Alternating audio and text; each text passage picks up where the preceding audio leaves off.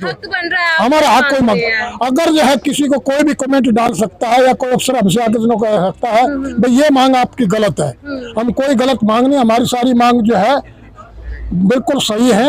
अगर किसी को मांगता फिर भी बताए तो हम उसका जवाब देंगे। हमसे पूछो कि जना आपकी ये मांग किस लिए ठीक है या गलत है, हम बताएंगे। मतलब आप लोग इसी चीज में एक और चीज बताऊं, आप 26 जनवरी को जो न्यूज राष्ट्रीय न्यूज़पेपर है सारे न्यूज़पेपर उठा के देख लिए, JCOR 97% है, ऑफिसर 3% है। तो उसमें जो 3% ऑफिसर है उसमें जितने अवार्ड है 99% award general, lieutenant general, major general और ब्रिगेडियर, और JCOR को 1%। अब वो अखबार उठा के देख लीजिए, आपको पोजीशन क्लियर हो जाएगी। अब इस टाइप में और क्लियर कर दूं आपको, है ये अवार्ड का मेरा ट्रेड था नर्सिंग असिस्टेंट, मतलब फर्स्ट एड देता था। मैं लड़ रहे जवान में फर्स्ट एड देता हूँ। ये जो है प्रॉपर श्रीनगर की जो है मेरे सामने की आंखों की है, जिसको फर्स्ट एड मैंने दिया था। तो हमारे जो है जो स्क्वाड था, स्क्वाड में होते हैं जो NCO होते हैं, जवान होते हैं और एक अफसर होता है। एक NCO ने जो है यूपी का, उसने जो है बोला साहब जो है फायरिंग आ रही है, आप नीचे बैठ जाइए। नहीं मगर और स्टाइल में जो है ना किसी को घबराने तक मैं तो अफसर हूँ, पर गोली जो है अफसर नहीं देखती, जवान नहीं देखती, कितना पढ़ा लिखा वो नहीं देखती, गोली तो जो है डायरेक्ट हिट होती है। तो उसको हिट कर गया उसको, फिर भी हमारे NCO ने धक्का पुशिंग किया उसको, अब साहब सबको मरवाओगे तुम जो है ना, मतलब वो करोगे। वो गोली बेचारे NCO को लगी, वो मर गया। मगर वो जो है वो एक लेफ्टिनेंट था वो बच गया, वो भी बाद में उसको भी गोली लगी, मगर वो भी गया। मगर मैं किसी का नाम नहीं लेना चाहता, उसको मैं फंस देना, आंखों देख की हालत है ये। उसको तो जो है क्या मतलब अवार्ड मिल गया, और जो 2 आदमी जो उसकी वजह से मर गए बेचारे, उनको बेचारे वो कुछ नहीं मिला, वो जन ऐसे ही। तो ऐसा होता है मैडम।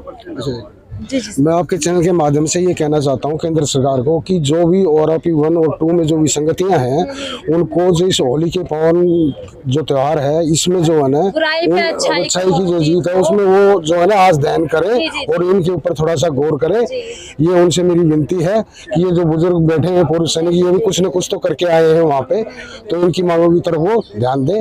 इतना है, धन्यवाद। अंत में जी सर आपको बोला। हाँ जी, हमारा मैडम जैसे काम करते हैं हम तवांग से आगे अरुणाचल में अपने बैंकर बनते थे।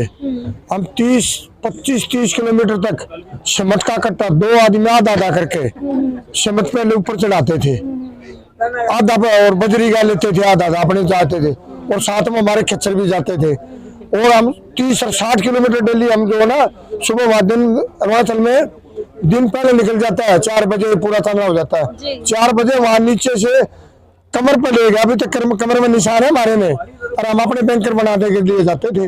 क्या कोई अफसर लेके जाता है इतना वजन? बताओ कोई लेके? बैंकर अभी तक है अरुणाचल में, जो जहाँ कोला पिक्चर की शूटिंग हुई थी उससे माधुरी दीक्षित की, वहां से नीचे था, वहां से उठाते थे गाड़ी और वहां से हम नीचे से ऊपर जाते थे, पोस्टों में हम बनाते थे, वहां पे हम चलाते थे अपनी कमर पर ले गए, हमने बैंकर बनाए। बोलो कितनी मेहनत लगती है, आप बताओ। और अभी भी हमने मोदी जी को पता नहीं होगा, मोदी जी को जितनी इस बात का पता चल जाएगा, लेकिन के साथ में कहता मोदी जी जरूर करेंगे हमारे काम को, ये हमारा दिल मानता है, और हम मोदी जी के साथ है अगर करेंगे तो। हम मोदी जी से दूर नहीं है, हम जो भी हिंदुस्तान के अंदर जो भी सरकार आई है वो मोदी के नाम से आई है। एक जो करेंगे मोदी वो कहना मुमकिन है, और हमारा भी दिल मानता है एक मोदी जी जरूर करेंगे। उनको जो पता चल जाए पूरी बात का, मोदी जी जरूर करेंगे, हमारा दिल बोलता है और भगवान जानता है क्या होगा। अंत में मैं बस ये वकील साहब जो हमारे लिए लड़ रहे, जी ठीक है, इनका मैडम जब से सबसे बड़ी बात है, आज इतने दिन हो गए हमें यहाँ बैठे हुए, लेकिन गवर्नमेंट इसके ऊपर कोई ध्यान नहीं दे रही। लोग कहते हैं कि मोदी जी जाकर के त्योहार मनाते हैं फौजियों के साथ, चौकीदार है वो चौकीदार है, लेकिन वो चौकीदार जो है ना इसी चीज के ऊपर बैठा है, कहीं कोई कुत्ता रोटी ना खा जाए।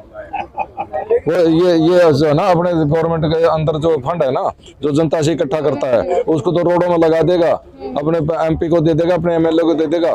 लेकिन यहाँ जो फौजी है ना, जो अपने जान की कुर्बानियां दे करके आए हैं, उनकी और उनकी विधवाओं की या विकलांग होकर आगे जो वहाँ गोली खा करके, उनकी कोई चिंता नहीं है। चौकीदार सबसे ज्यादा आर्मी के लिए सोचता है, आर्मी की वर्दी पहन के फोटो डाल रखी है ट्विटर पे। तो यही तो एक धोखा देने वाली कला है कि हम कैसे लोगों को बेवकूफ बना सकते हैं।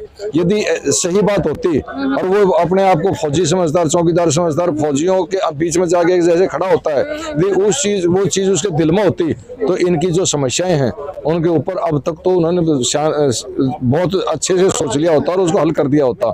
सन 1913 के अंदर जब मीटिंग इसने रैली करी थी रेवाड़ी के अंदर, तब सारे फौजी इकट्ठे हुए थे और उन्होंने कहा था कि हम आपको पूरा समर्थन देंगे, और उसके बावजूद भी उसने ये कह करके तुम्हारी सारी मांगे पूरी कर दूंगा।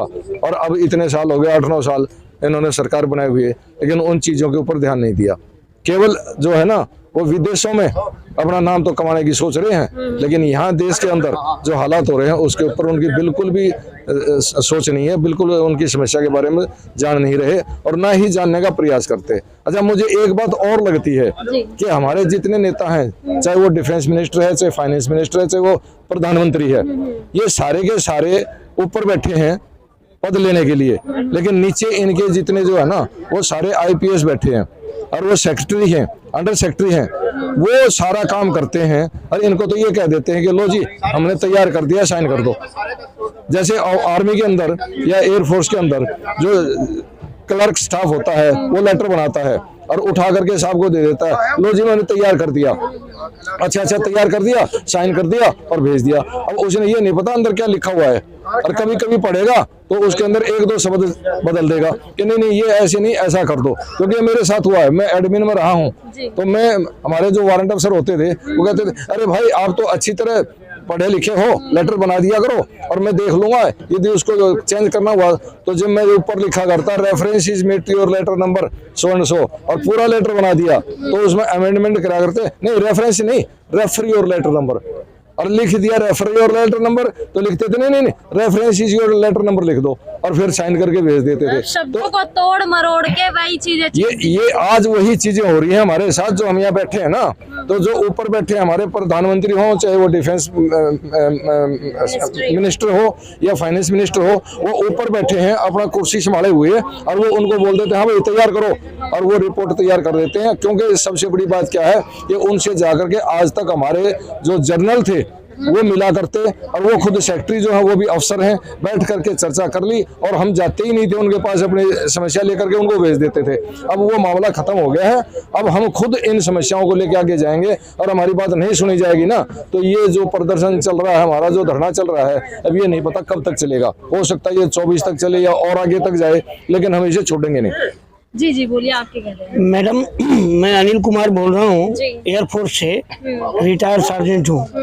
मैं 2001 में रिटायर हुआ था। मैं सरकार को ये बताना चाहता हूँ कि स्पेशली टेक्नीशियन के साथ भारत सरकार क्यों भेदभाव करती है और फुट डालो राज्य करो वाली नीति 2016 एंड पोस्ट 2016 क्यों बनाया। हमें जब ग्राउंड को बना करके जब जहाज में ले जाती है, क्या हमें अफसर वाली राशन देती है या हमें ग्राउंड को घोषित करती है? हमें अगर मिसाइल से अगर मार दिया जाए तो हमें ग्राउंड को नहीं घोषित किया जाता है। ये आप जो है ना, ये इसीलिए हम सब ये फौजी बैठ करके यहाँ पे अपनी एनामलीज आपके सामने प्रकट कर रहे हैं कि हमारी जितनी भी मांगे हैं सब उचित हैं और सरकार गहराई से इसको सोचे और हमारी मांगों को पूरा करे। हमें सरकार से कोई लड़ाई नहीं है, सरकार के हम साथ हैं, थे और रहेंगे। धन्यवाद। सरकार से अपना हक मांग रहे हैं।